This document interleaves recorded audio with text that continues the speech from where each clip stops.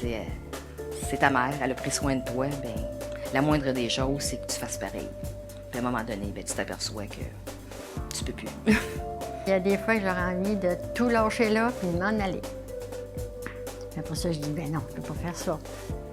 Et ça, c'est ça qui m'arrive assez souvent. J'aurais aimé ça que quelqu'un s'assoie devant moi et dise, regarde, moi, j'ai vécu ça, là. Mais où est-ce que tu t'en vas dans un chemin vraiment sinueux. Il faut que tu tempères tout ce que tu donnes.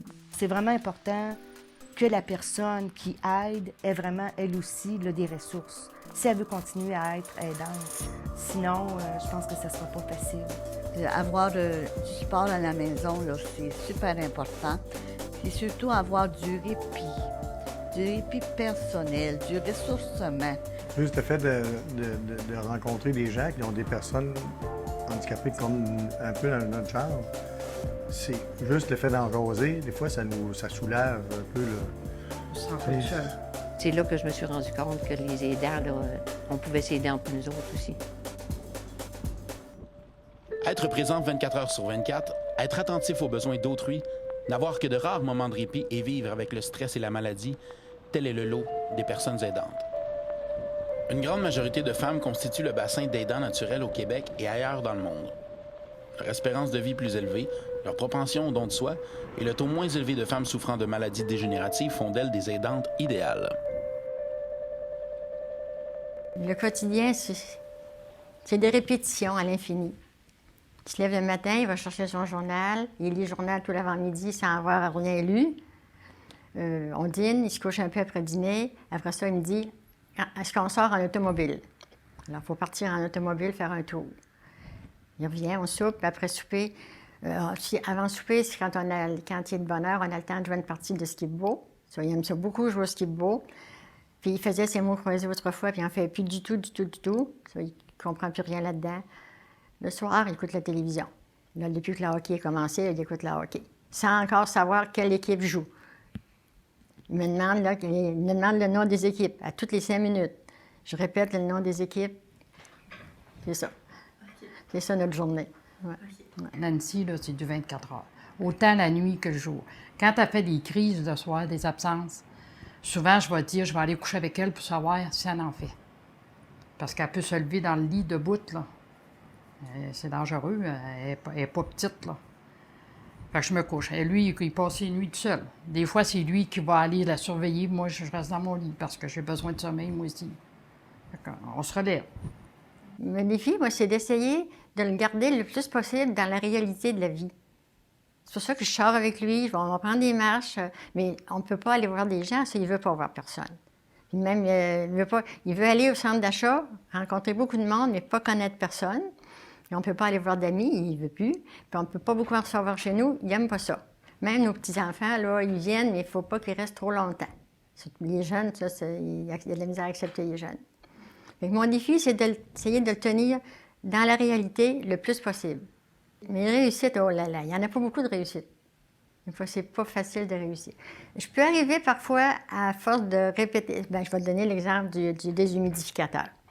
Bon, j'ai mis une grosse étiquette sur le déshumidificateur disant comment l'ouvrir, comment le fermer. La première année, ça n'est jamais servi. Il n'a jamais vu ça. Il a toujours tout dérangé, tous les systèmes.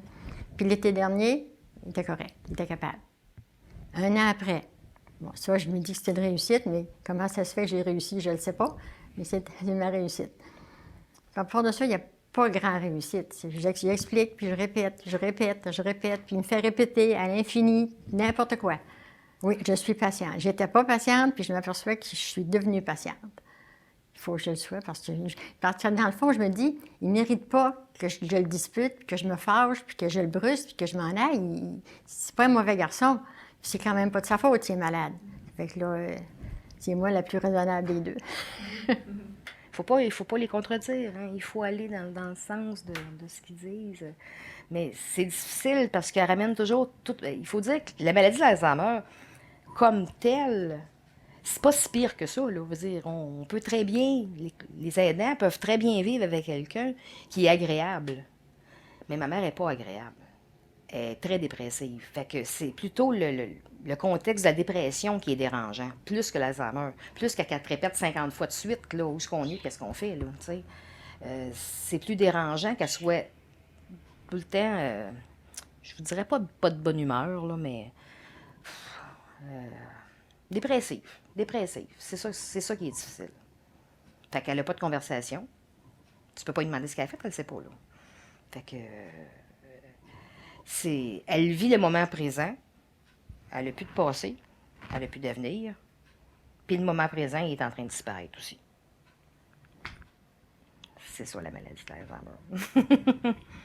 C'est difficile, puis aussi, il a perdu beaucoup d'intérêt à tout, à la maison.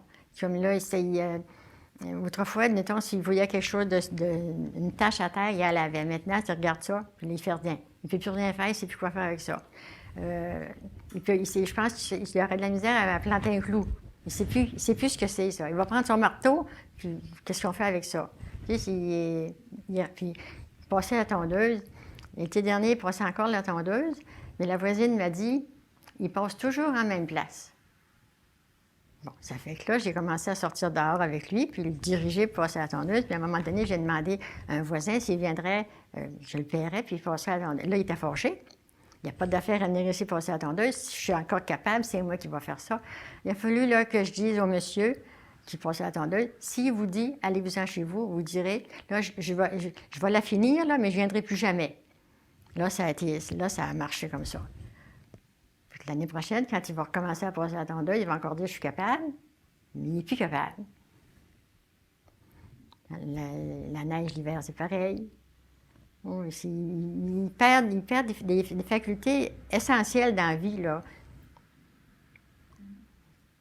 J'ai pas de misère pour lui faire prendre sa douche. Ça, il s'habille comme il faut, il choisit son linge, il prend sa douche, j'ai pas de problème. Manger, c'est pareil. C'est correct, ça.